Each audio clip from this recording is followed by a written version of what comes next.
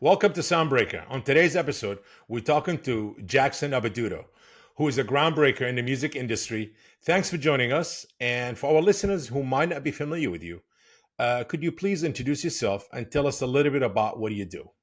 Sure. Thank you so much for having me, Bob. I'm excited to be here. My name My is pleasure. Jackson Abbeduto. I am a music attorney specializing in music and technology, currently at Granderson De Roche in private practice. I've been in the industry for quite a while now, and I've been at this job for about a year. So I'm excited to talk to you about my experiences. Great. Well, first, great to have you here. Is it possible that you can take us back to your early, how should I say, teenage years or childhood kind of? What got you interested in the music business? Was it family? Was it groups? Or was it just you were part of a band? Whatever your story is that kind of led you to that path where you're in now. Sure. So I think my love for music and my love for the music industry are kind of intertwined. I was a big fan of early 2000s hip hop and a little bit of pop punk at that time. But I really started to dig into the music industry when I would go to, at that time, Barnes and Noble and read Billboard and kind of like try to understand what the inner workings were of the music industry. Who were the people that were actually behind the songs and the records that I was listening to? Um, Hmm. that grew into me and some friends kind of establishing a little garage based record label where we would have some of our friends from the neighborhood record either songs or verses or whatever. And at the time, we would even do collaborations with people across the country on MySpace and other early social media platforms. So I was not a musician at all, but I would kind of like orchestrate the business side of things with a lot of my friends who were musicians or at least aspiring musicians. Um, did that during high school. So by the time I got to college, I really knew that I wanted to be in the business side of the music industry. I went to Hmm. college in Chicago at Loyola University Chicago, and I did pretty much every internship that anyone in Chicago could do. I interned at record labels, Interesting. management companies, publishing companies, booking agencies. Ended up doing a few years working for Grammy U at the Recording Academy, and I was a Grammy U Hmm. rep in Chicago. And what that allowed me to do was kind of see like a overarching view of the different types of professionals that were in the music industry, and also make a lot of connections. So after my time there, I was able to create a friendship with my counterpart at the time in Los Angeles. So when I moved to Los Angeles, I was hooked up by him to have an interview at Universal Publishing Group. Um, and got an entry level job there. And that's where things kind of like just accelerated for me. Great. It's funny you mentioned something. You said garage house, and yeah, I haven't heard that term for many years. I started in the music business myself. This interview is not about me, about you, but I'm just saying. And one of the first thing I learned back in the day when we were selling vinyl, when I started my record label, garage house, and you have to be a true connoisseur of house music or somebody who really Yeah, grew up in it to know that term. A lot of yeah, people wouldn't know what a garage house. that Yes. was one of our that was one of the genres that we dabbled in. Yes, yes, Not very too well, interesting. but we Yes, I started with a lot of garage house music when I started distributing. I and remember we back in the actually day. had the label was actually in the garage too, so it was we had a lot of That's what the whole term came from, I think. exactly Yeah, and exactly Chicago was the house for, they call it yeah Chicago house, and that's what a lot of the house music yeah came. A lot of the house heads, the big ones came out of Chicago to begin with. exactly yeah. Absolutely. Yes. Funny, small world. At Universal Music Publishing Group, what digital rights challenges did you identify that were impacting the border music industry? Yeah, so that was a really interesting time. I was at Universal starting in 2012. Yeah. So that's not to say that that was the beginning of all of the user generated content platforms, but it was certainly the time at which services like Facebook, YouTube, snap, right? Like they all really started to take off and to Mm-hmm. be an integral part of the music industry. So at the time, I was really interested in making sure that our songwriters were able to identify and be properly compensated for the use of their content in user generated content. Um, Mm-hmm. Meaning, posts on YouTube or Facebook or a similar platform that incorporated that artist or songwriter songs. That was a time where I think Universal was a little bit ahead of the others because it was still a new thing for a lot of songwriters, and they didn't really understand that this is a significant or maybe the most significant source of income that they could have. Mm-hmm. And leadership at that time was really interested in exploring different pathways to monitoring that content and monetizing that content. And I was lucky enough to be in a group of people at the time that were able to kind of take charge and make sure that our songwriters were claiming that content and monetizing it. So that really laid the foundation for a lot of what I was going to do in the rest of my career since then, just Mm-hmm. because it gave me a really firm understanding of how user generated content and online rights work in the music industry, and also just the intersection of that and the artist songwriter contracts, right? Like, how is a songwriter paid on content that is exploited on YouTube or Facebook? And how can we as a music industry make sure that they're really recognizing that revenue and finding it? And as publishers and record labels, those entities are, of course, stewards of that type of exploitation and need to make sure that their songwriters are paid. So that really gave me an understanding of that element of the digital music landscape. Mm-hmm. Interesting. Very interesting. I mean, would you say that, how old is this whole thing with collecting, publishing, and mechanical? I'm sure it's been around from the beginning of, Yeah. music, but when artists were aware of it, like how long ago you think? Was it like 30 years, 20 years, or a Well, I little think bit more? artists and songwriters have been aware of the fact that there's income streams on publishing, if that's what Yeah. you're referring to, for quite some time. And I think that Yeah. that goes back, at least 100 years to the 1909 Copyright Act, Yeah. where we were talking about When it started. Yes. things Correct. of that nature. But I think in terms of really being able to exploit cover Uh-huh. songs in a creative, interesting way, I really think that the benchmark is YouTube, right? It wasn't before Yeah. then that people were really Wow. seeing secondary revenue streams on content that had been previously released by amateur users, right? Like, of course, I could always go on to Spotify before YouTube, or I could release a CD before that, or vinyl, Yeah. whatever, and I could always cover a song, and the songwriter is always going to get paid on that, and that goes back, again, 100 years. But when we're talking about the ability for literally anyone to take 5 seconds, 30 seconds, a minute and a half of a song, post it on YouTube, post it on TikTok, I think that's a relatively new thing, and it's also a very important component of where the industry is going when we're talking about fan generated content and the proliferation of bedroom creators, right? Like 15-year-old me would have Yes. loved this time when I can be in my garage making money off of cover songs, and the artists that I'm covering would also enjoy that too. So I think it's a really interesting time for cover artists and users and the songwriters. Yeah. YouTube did open a lot of revenue doors for a lot of artists. It did. Absolutely. Yeah. Yeah. While you at YouTube, could you detail a particular licensing deal you worked on and its significance for the music publishing sector? Sure. So I can't share specifics about any of that, of course, but I worked on Understanding. deals across the music publishing industry while at YouTube. And that really taught me how to be meticulous, detail oriented, because there was a lot of scrutiny on deals. When you're talking Mm, about a platform that is arguably the most complex, influential, intricate platform on the world, uh, deals need to be vetted appropriately. And you always need to make sure that you have sign off from the appropriate stakeholders. So I think that being able to dig into issues that I had been familiar with at Universal Publishing, hmm but to do so in a way that was a lot more intense and a lot more it was a lot more of a deep dive than I think hmm anyone would imagine.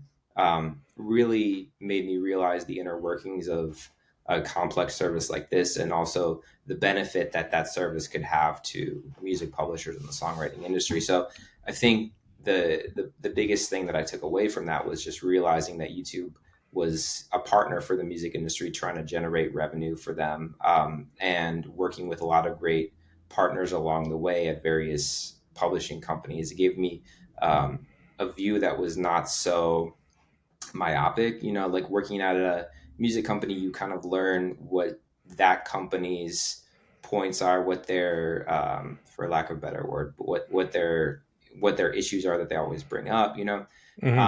but I think being able to see the same from a lot of other music companies was helpful for me to gain a bigger understanding, a better understanding of the larger publishing industry.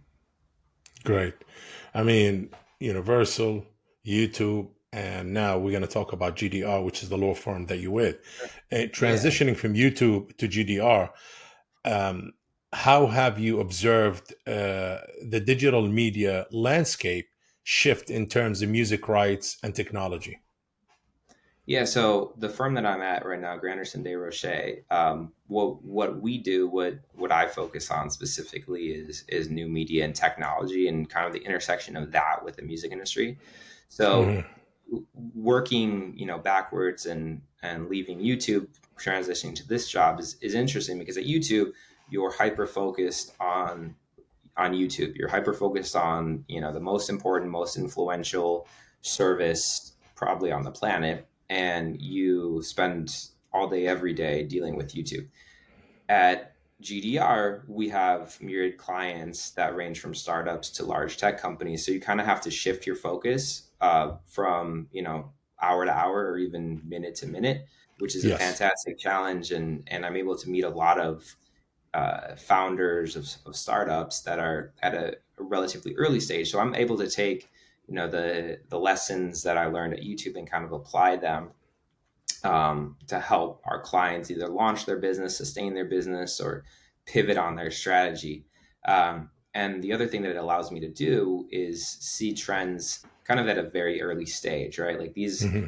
clients that we work with, a lot of them have amazing ideas and fantastic vision, and we see them before the public sees them, or we see them before even the music industry sees them. So it's interesting to be able to see these AI, blockchain, whatever companies they are, come to you at an earlier stage. And I think Hmm. the biggest observation that I've made is that it's a really interesting, exciting time in the music tech space, because there's a lot of people that are trying to launch companies, and a lot of people that have successful companies in this business.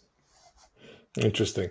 Regarding a very timely subject, AI generated music, what are the key legal considerations you're addressing it, to shape the industry or to shape industry standards and protect intellectual property? Yeah, I think this is obviously the most timely subject that we have in the music technology copyright space right now, and there's really Correct. not a lot of guidance on this at the moment. Hmm. I think Hmm. very high level, the important thing is to make sure that companies and creators can coexist in whatever economy results from the upcoming or soon to come legislation on this. Um, Obviously, the most important issues when you talk about the legal copyright aspects of it are you training on copyrighted material? If so, does that training require a license from the rights holders? That has not yet been decided, at least in the United States. And then looking at the output, right? Like, is the output that you create from the copyrighted material, or is the output that you create copyrightable? And then two, is the if that output is copyrightable and it sounds like something else or it looks like something else in the case of a visual image, what are the original copyright holders recourses against that? What's the recourse against that, right? Are you held to the same standards as you would in any other case, or is there a Is it going to different? be treated, do you think, not to interrupt, but is it going to be Yeah, treated like a cover song? Because who's going to get the publishing, the mechanical? Is this, if it's, I yeah. mean, you Those remember are all you big questions. creating, if the actual, the training that's happening with the AI, let's say for 100,000 songs. So Mm-hmm.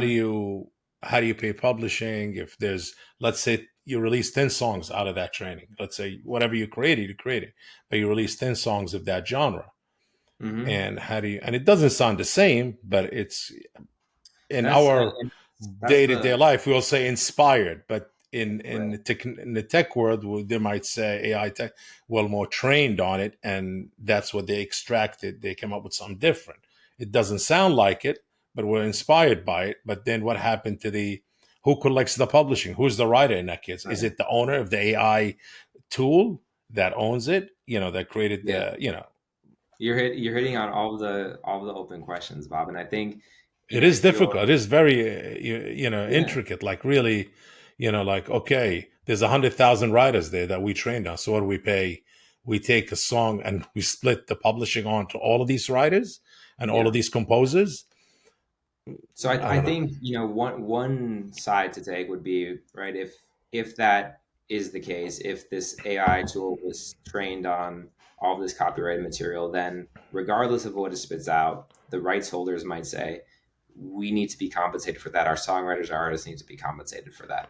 I think the other side of the coin is that you should really be focusing on the output kind of in a vacuum, right? Like if there's no training, there's no copyright license required for training, and the training is just like me or you listening to the radio. We're just learning things, and then we may or may not be influenced by them, and we spit out something that is, not similar in any way to any of the stuff that we've heard before, at least from a copyright law perspective. Then I think some tech companies might argue you don't need to be compensating the original uh, artists or rights holders for that. So I think those are the two extreme sides, and I'm not sure exactly where this is going to end up. It will probably maybe be somewhere in the middle. Who knows?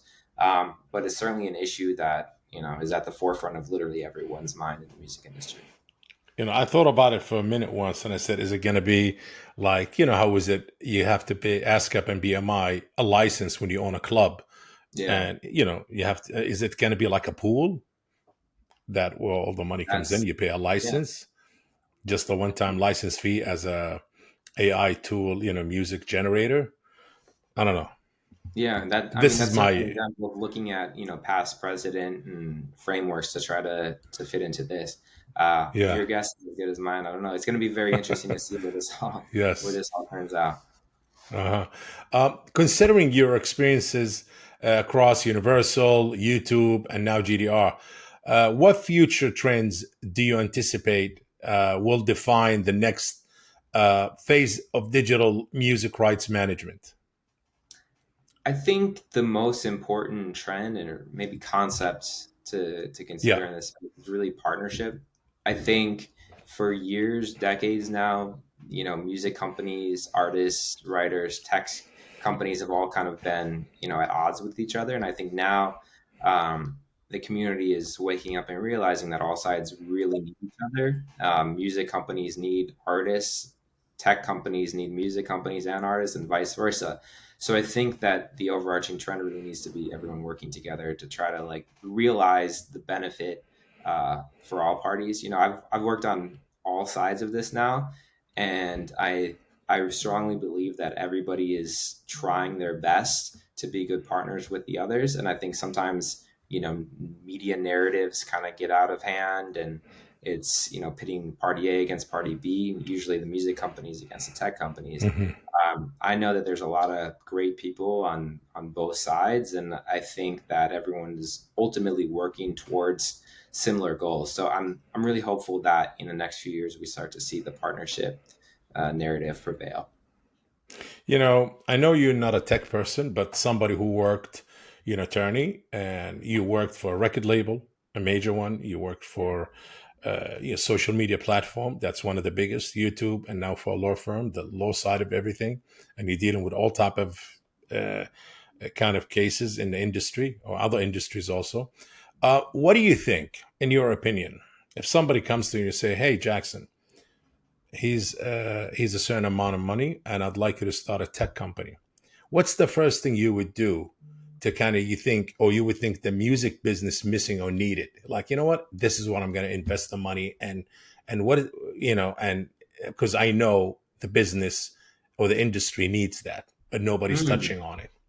that's a great question. I think the first thing that comes to mind Hmm. is maybe a rights management company. I think music companies and tech companies obviously focus so much on data. And Correct. in order Yes. to make sure that the musicians, artists, songwriters are properly compensated, data is incredibly Hold that important. thought for a second. Would you say that data is a bit of a mess, and it's always Yeah, been? I think it's a mess because it's complicated, and I think that Yeah. there has to be ways to streamline it. And I don't know the Uh-huh. answer to this. This is again, that's not my day job, but I do know that there is certainly room for other entrants in the music data space. There, there are times in the publishing industry, right, where there's 50 writers, 70 writers on the song when you consider samples, and of course those issues are going to cause problems when it comes to getting those songwriters paid. Hmm. When you're talking about a video or a song that's exploited billions of times on TikTok or YouTube, each percentage certainly matters a lot. So I think if I were to start a company and it was in the music tech industry, I would probably put my Hmm. money to a data management company. Data management company. Interesting. Very interesting. I mean, you had an incredible journey so far. The music industry is known for its challenges and setbacks. Can you share a difficult moment you faced and in your career, and how did you overcome it? Sure. I think my most difficult period of my career was actually when I was in law school. I chose not to step away from my career to pursue law school. So I instead did a 4 year part time law school program. Hmm. And I was working at Universal at the time. And I think it was difficult for me, candidly, because I'm so used to being 100% focused on the one thing and Hmm. devoted to my career and focusing on that, 24/7, 365. During law school, I structured my days in a way and so that I was working from 8 a.m. to 4 p.m. and then I was driving to school and I had class from like 6 to 10. So I really had to shift my focus at that time. And of course, the world doesn't stop. The universal job didn't stop when I was at law school, and things kept going, and I needed to find a way to be okay with that. And I think Hmm. the way that I did that was really through my mentor, who's now chief counsel at Universal, allowing me to really, take the time that I needed to disconnect from that. And he reassured me that that was okay, and I needed to do that because, the next day I could dive right back in. So I was Interesting. thankful for him to allow me the space to do that, and it really allowed me to learn how to balance things a little bit better and compartmentalize two very important but different things that I was dealing with at that time. As you know, collaboration is an often key element in the music world. Could you share a memorable collaboration story or someone you worked with who left an impact on you? Sure. So I think, yeah, collaboration is important. I think the other thing that's really important is just making connections at every stage of your career, just because you never know when those connections are going to be useful or when they're going to come up for you again. So Correct. in my current role at GDR, we're working with clients who sometimes need introductions to others in the music industry. And one of my favorite collaboration stories happened recently when a friend of mine that I knew at Universal had stepped into a really big role at a music rights holder, and it turned out that one of our clients wanted to work with that music rights holder. I was able to make that connection between the two, and these two people were really not individuals with whom shared a lot in common, and I didn't ever think that my relationship with one would impact the other in any way. But I was able to make that connection, and working with both of them in different ways, I was really able to kind of like be the intermediary in those conversations that they ended up having to form, a working relationship. So that was a collaboration that really surprised me in a very Hmm. positive way. Interesting. Technology has significantly changed the music landscape. How have advancements in technology influenced your work and the industry as a whole? Yeah, this is an interesting question because I think technology and the emergence of it within the music industry has certainly been integral in my chosen career path. So, as an Yeah. attorney, that focuses mostly on technology and new media. I think I've benefited from being coming of age in an era where this is a prevalent, prominent part of the industry. I think the more traditional path for a person within the music legal space is to become a artist or songwriter, attorney, and that was certainly a path that I considered.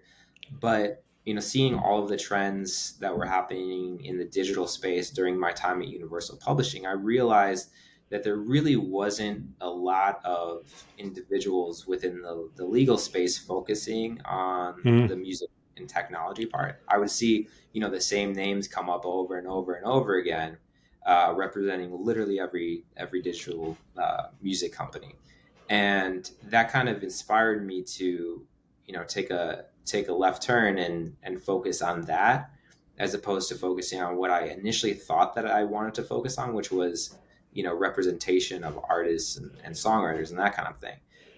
Mhm.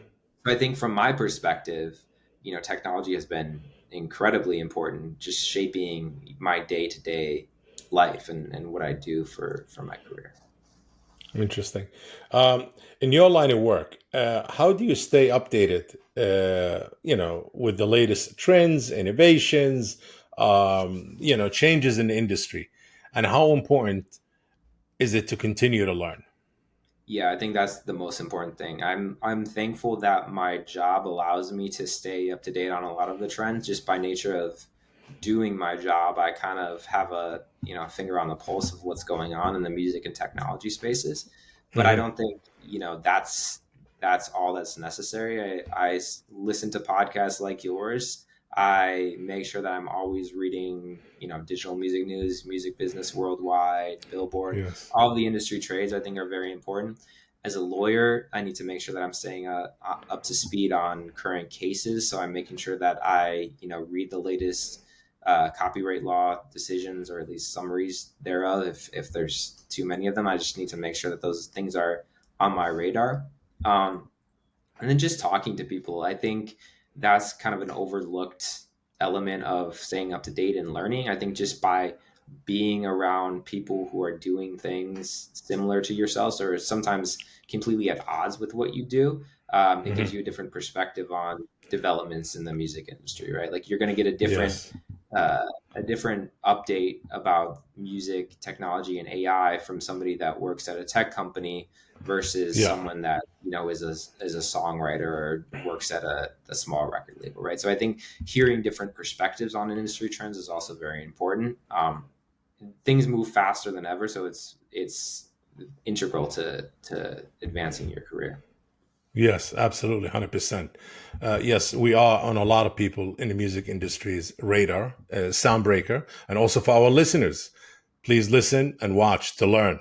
A great, lot of interesting guests here and a lot of information we do bring in to the industry. Um, a lot of our listeners and viewers, Jackson, going to be watching this episode and they're going to be inspired by your story, and your path. Definitely your path is very interesting and how you went in from a record label to big major social media platform and then to a law firm. Any advice a lot of the listeners and viewers who's going to be inspired by your path and your story, to what to look for, what to watch out for, what to do, what not to do if they decided to kind of take a similar path? As you know, our industry is full of gatekeepers. So maybe you can give them some of the knowledge and the advice that you accumulated during your journey or throughout your journey in the industry. Yeah, I think the most important thing is, Yeah. well, it's a cliche, is just make good impressions on people. It's a very small industry, and I've been in it for quite some time now. And the people that were nice to me, I remember that, and the few that were not nice to me, I remember that too. Like, and I'm sure others would say similar things. You see the same people on emails that you see out at events, that you see on panels, etc. It's a very small industry, and especially when you're talking about a segment of the industry like this music tech segment that I'm in. Yes. That's a smaller segment of this already small industry. So Yes. it's really important to not only meet people, but to make good impressions, develop good relationships, just be nice to people. Because 10 years from now, you might be in a position where they need your help or you need their help, or you just want to connect and you don't want to have to worry about a bridge that you burned 15 years ago. Yes. So it's very, Correct. but I see it being more and more important every day. Yes. Build more bridges. Connect with Exactly. people. Yep. Yes.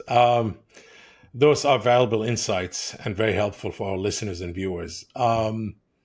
Anything that you working on right now at the moment that you want to promote, advertise, that's going to be our project, something that you want to tell our viewers or listeners about to look for in an upcoming month Well, I'll be or at South by months or weeks. Southwest. Yeah, I'll be at South by Great. Southwest next month. Hmm. Anyone that's out there, I would love to connect with you, meet more people.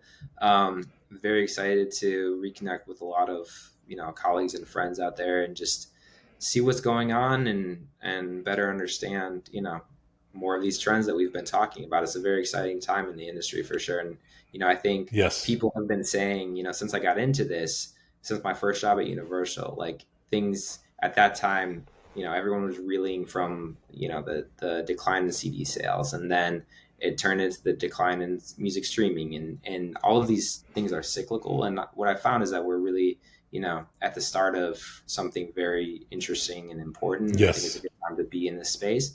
So, very excited to keep meeting people and learning things. Yeah. So if you are at South by Southwest next month, do connect with Mr. Jackson, pick his brain, ask him. He does have a lot of information and insight about the business and what's coming. So it's always great to connect with people at such great events. Absolutely. Um, such a great interview. Sadly, we, has to every good thing has to come to an end, I should say. Thank you for joining us today. And this concludes today's episode of Soundbreaker. Please make sure to follow us on socials with an S to stay tuned for our new episode. Thank you and appreciate it. If you enjoyed today's episode, make sure to share the Soundbreaker podcast. And if you are joining us on YouTube, please like this video and subscribe to the channel. Until next time.